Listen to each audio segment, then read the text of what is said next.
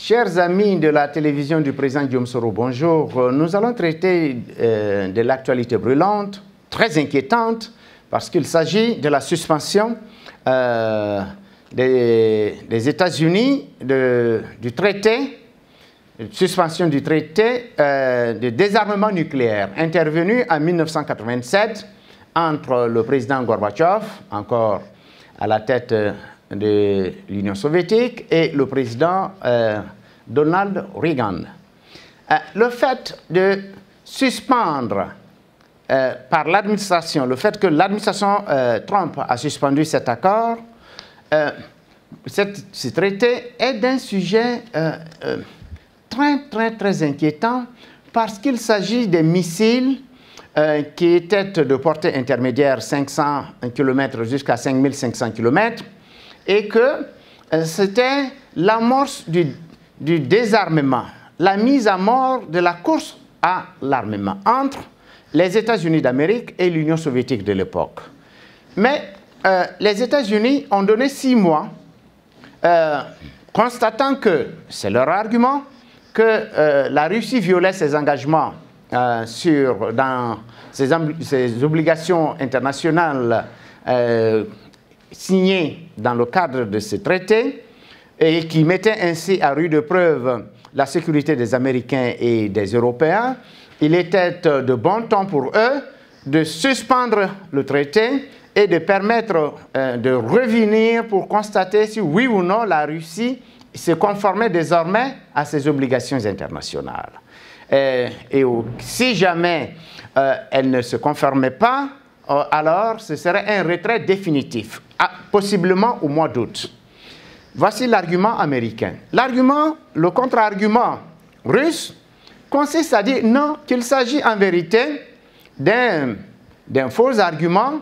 La Russie se conformait pleinement à ses obligations internationales et qu'en vérité, les États-Unis d'Amérique sous l'administration Trump tentaient simplement de relancer la course aux armements, escomptant un épuisement économique de la Fédération de Russie.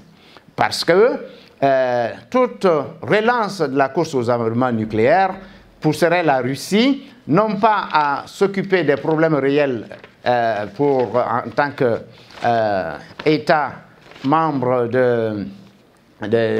émergents comme le Brésil, l'Afrique du Sud, l'Inde, la Chine, mais à consacrer d'énormes ressources à l'armement nucléaire.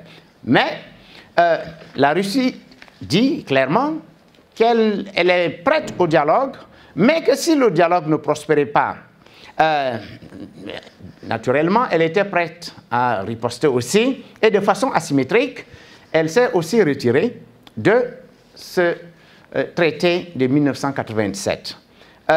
Mais en vérité, il y a des raisons objectives qui ont entraîné l'obsolescence de ce traité. C'est que, signé en 1987, et depuis la situation géopolitique internationale a changé, le pacte de Varsovie est tombé en ruine, qui était l'instrument stratégique global de la puissance, la superpuissance russe et pour toute l'Europe de l'Est et l'Europe centrale, l'Asie centrale, etc.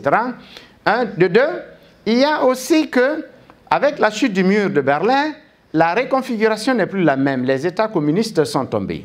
Et que, ultimement, tous ces instruments étaient devenus un peu caducs dans la mesure où, aujourd'hui, le pacte de Varsovie n'existe plus. Nous sommes en 1991 où l'Union soviétique s'est écroulée, l'effondrement de l'Empire. Donc, ce traité n'est pas aujourd'hui conforme à la donne géopolitique sécuritaire internationale et aux prétentions de la Fédération de Russie. De même que les Américains, il y a aussi objectivement que le président Trump aime toujours négocier les accords sur lesquels il y a sa propre signature. Donc, l'un dans l'autre, il y a nécessité, je pense, d'aller à